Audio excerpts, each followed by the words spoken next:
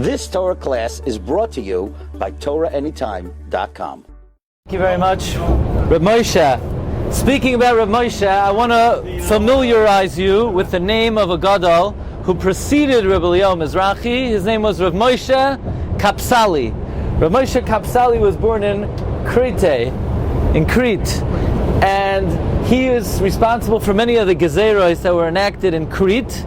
He then came to Istanbul, Turkey, and he basically had very strong authority. His authority was so strong he had the right to tax the people on behalf of the Sultan, and his power was then taken over by Reb Eliyahu Mizrahi. In other words, when Reb Eliyahu Mizrahi became the Rav in Istanbul, he was also given the title Rav HaKoilel. Rav HaKoilel was similar to Chacham Bashi, and Reb Eliyahu Mizrahi also was able to have the force of taxation on behalf of the Sultan. We mentioned Reb Eliyahu Mizrahi lived from 1450 to 1525. I want to tell you just a few chidushim of Reb Eliyahu Mizrahi before I get into the history of the Karaites. There's a Rashi in Parshas Devarim. Moshe Rabbeinu translated the Torah, Ba'er Heitev. What does Rashi say on the words Ba'er Heitev? Rashi says, Shivim L'shainos. Where does Rashi see in the word Heitev, Shivim L'shainos? So, Reb Eliyahu Mizrahi is Mechadesh, a new kind of gematria. I call it the Nana Nachman system of gematria.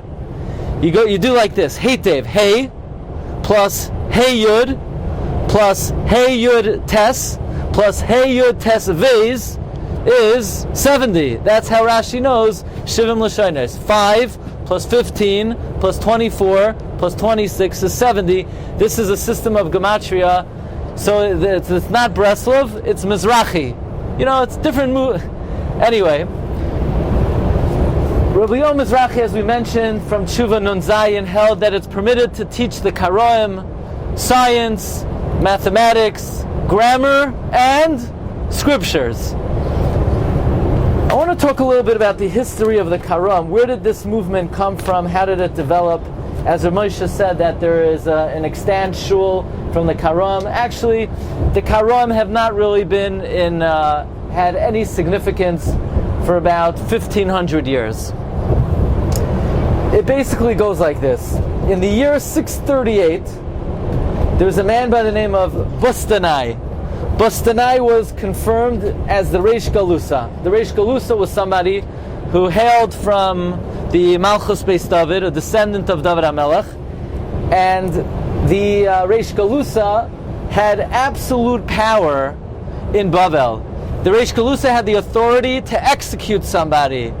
Every rabbi's dream. No, just joking. So, the Reish Galusa had absolute authority. He was basically king of the Jews, and this Reish Galusa's name was Bustanai. Who confirmed him? Omar. Now listen to this twist of irony, this twist of history. Omar, in the year 650 approximately, defeated Kasoros II. Then Omar took Kasoros' daughter and he married her. Omar then gave Kasoros' second daughter to Bustanai. So in a twist of irony, Omar and Bustanai, the Reish Galusa, became brother-in-laws. The problem was this lady wasn't Jewish.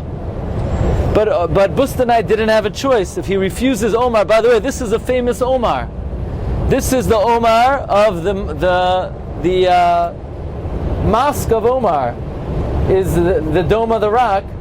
This is the Omar that gave Bustanai his wife. And Bustanai basically had no choice. If Bustanai is going to refuse Omar, his life is in danger, he would be killed.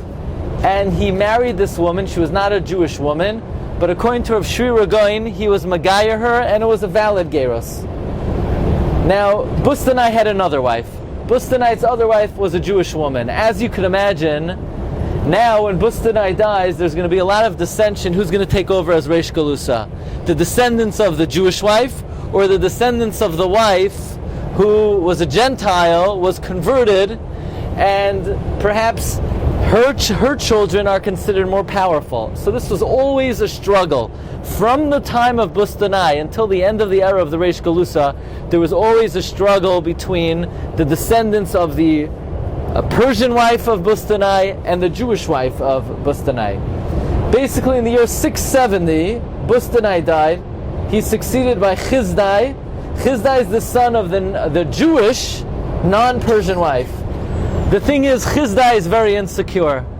He's always looking behind his shoulders, always thinking, maybe the son of the non-Jewish wife is going to claim the reign of the Reish Galusa. So his first step as Reish Galusa is he questions the legitimacy of the conversion of Omar's sister-in-law, and that the descendants of Bustanai's non-Jewish wife, he claimed that were not legitimate. Basically, the Goinim had to get involved, and the Goinim paskin, no, the descendants of Bustanai's non-Jewish wife are legitimate. It was a legitimate conversion.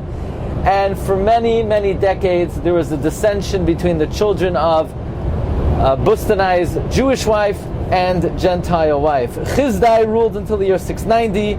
His son, Shlomo, he took over.